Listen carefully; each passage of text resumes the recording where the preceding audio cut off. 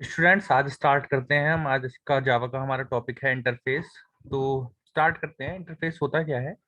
Interface is the collection of abstract method and final variables. यानी कि समझते हैं डेफिनेशन को। देखिए, इंटरफेस क्या होता है? इंटरफेस एब्स्ट्रैक्ट मेथड्स और फाइनल वेरिएबल का कलेक्शन होता है। अब ये एब्स्ट्रैक्ट मेथड होते क्या है, आपको ये पता होना चाहिए। फॉर एग्जाम्पल, हमने एक मेथड लिया void add, और इस मेथड के अंदर हमने कुछ भी फंक्शनिंग पूरी लिखी।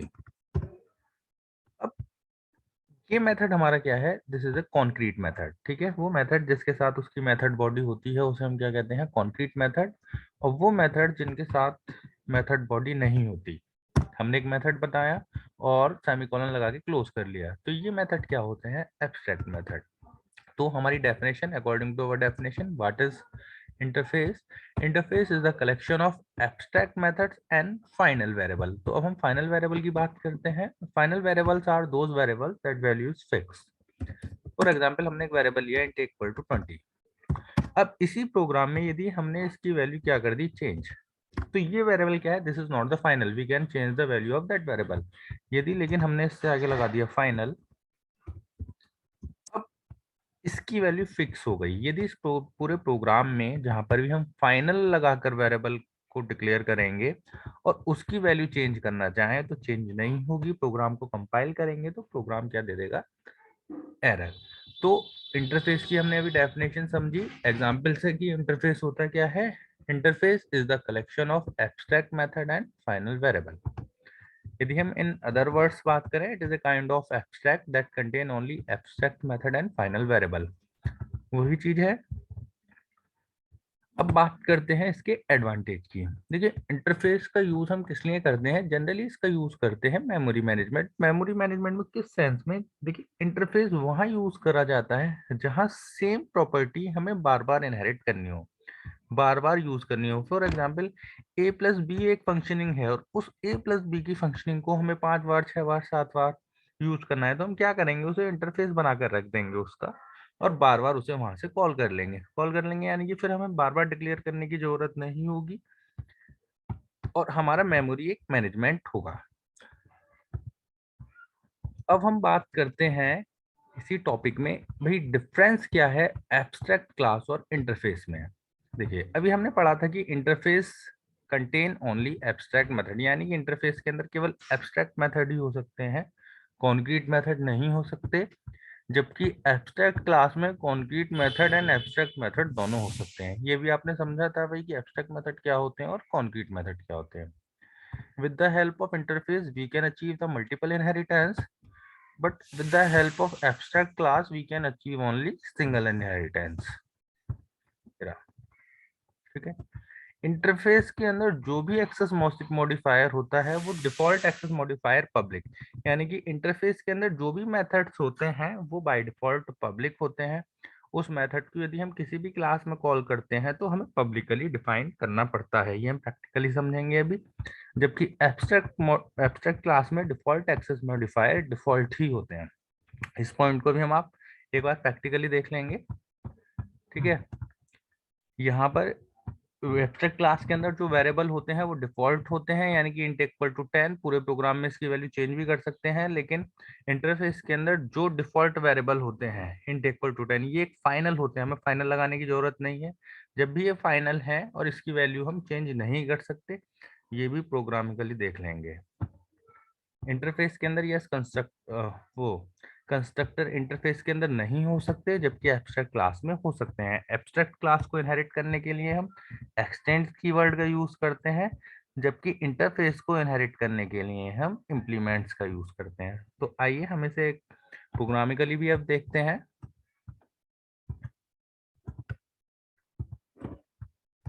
ठीक है,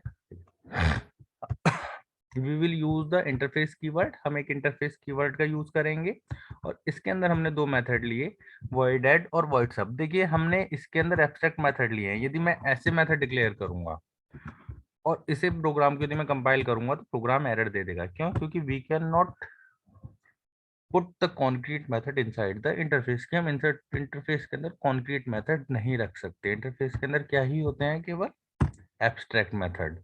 तो मैंने एक इंटरफेस बनाया, इंटरफेस कीवर्ड का यूज करके, और इसके अंदर दो मेथड रखे, एब्स्ट्रैक्ट मेथड। कंट्रोल एस करा, इस प्रोग्राम को हम कंपाइल करते हैं, जावा सी, और प्रोग्राम का नाम था हमारा कैलसी डॉट जावा।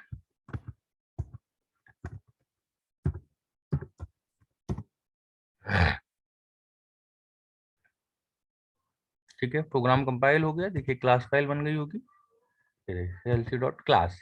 अब इस इंटरफेस को हम यूज करते हैं माई कैलसी प्रोग्राम में। देखिए हमने क्या करा,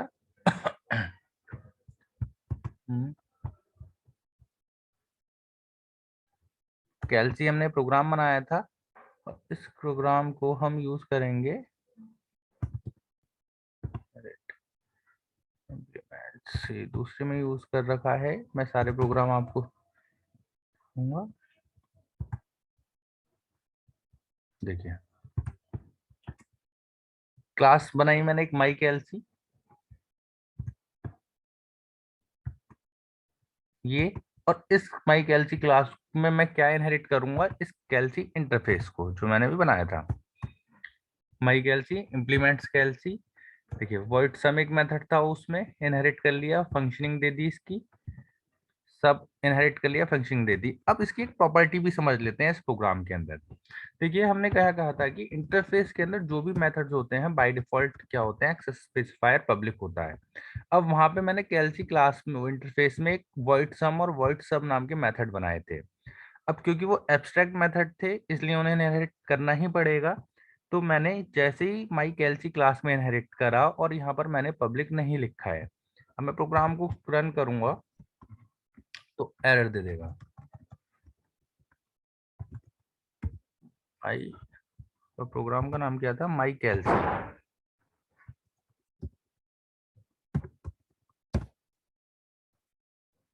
देखिए weaker access privilege was public, यानी कि इंटरफेस के अंदर जो भी मेथड होते हैं वो बाय डिफॉल्ट क्या होते हैं, पब्लिक, यानी कि हमें पब्लिक लिखना ही पड़ेगा। तो ये समझ में आया। मैंने वहां पर इंटरफेस में दो मेथड लिए थे, मैंने एक मेथड यहाँ से क्या कर दिया, डिलीट। अब भी मैं देख रन करता हूँ तो अब भी एरर देगा। एरर क्या देगा, ये रहा कि can not find symbol O dot सब। ये तो ओ डॉट सब है क्योंकि यहाँ पे भी है, तो इसे भी हम जरा डिलीट कर देते हैं। ठीक है, my calc is not abstract and does not override abstract method sub int int. कि भाई आपने जो कैलसी में दो मेथड लिए थे, एक वर्ड सम और वर्ड सब, तो आपने वर्ड सब तो ओवरराइड करा ही नहीं है, तो कंट्रोल जेड हमें क्या भी करना पड़ेगा, वर्ड सब भी ओवरराइड करना पड़ेगा। यानी कि आपने एक और चीज समझी यहाँ पर कि इंटरफेस में आप जितने मेथड बनाएंगे और उस इंटरफेस को आप जहां भी इनहेरिट कर रहे हैं जिस भी क्लास में, with the help of implements keyword we can inherit the interface. तो हमने इम्प्लीमेंट्स कीवर्ड से इंटरफेस को इनहेरिट कर लिया। और कैलसी इंटरफेस के अंदर यदि मैं यहाँ दिखाऊं इस प्रोग्राम में, कैलसी इंटरफेस में दो मेथड थे, तो मुझे दोनों के दोनों ही मेथड जिस क्लास में मैं इस इंटरफेस को यूज कर रहा हूँ वहां इनहेरिट करने ही पड़ेंगे। मैं कैलसी में यूज कर रहा हूँ तो मुझे यहाँ पर ये दोनों मेथड इनहेरिट करने पड़ेंगे, वरना प्रोग्राम में क्या आ जाएगी, एरर। तो यहाँ पे हमने दो प्रॉपर्टी समझी इंटरफेस की, कि हमें पब्लिक लगाना ही पड़ेगा मेथड, क्योंकि बाय डिफॉल्ट इंटरफेस के अंदर जो मेथड्स होते हैं वो पब्लिक होते हैं, और यदि किसी पब्लिक मेथड को हम किसी भी क्लास में इनहेरिट करते हैं तो हमें मेथड पब्लिक ही डिक्लेयर करना पड़ेगा, वरना एरर आ जाएगी। और दूसरा हमने एक और प्रॉपर्टी पड़ी कि यदि इंटरफेस के अंदर सपोज दो मेथड है या तीन मेथड है, और उस इंटरफेस को जिस भी क्लास में हम इनहेरिट कर रहे हैं तो उस क्लास में हमें सारे के सारे मेथड ही कॉल करने पड़ेंगे। तो मैंने यहाँ पर void sum भी कॉल करा, void sub भी कॉल करा। अब इस प्रोग्राम को कंपाइल करते हैं, हमने ऑब्जेक्ट बनाया माई कॉल सी ओ का, और ओ डॉट सम ओ डॉट सब कॉल कर लिया। तो देखते हैं हम, CLS क्लियर स्क्रीन कर ली, javac my calc dot java and my calc not abstract. देख लेते हैं हम एक बार, control S, class my calc extends कैल सी।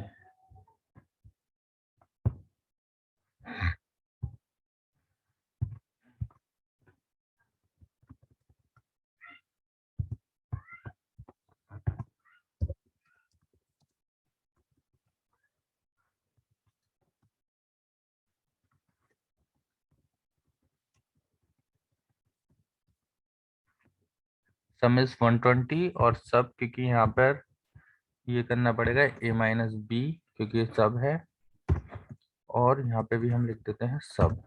तो एस प्रोग्राम एक बार और कंपाइल करते हैं, प्रोग्राम रन करते हैं।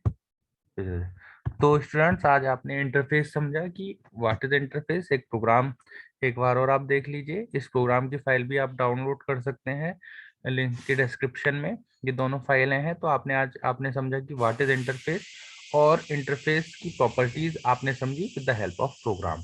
Thank you so much.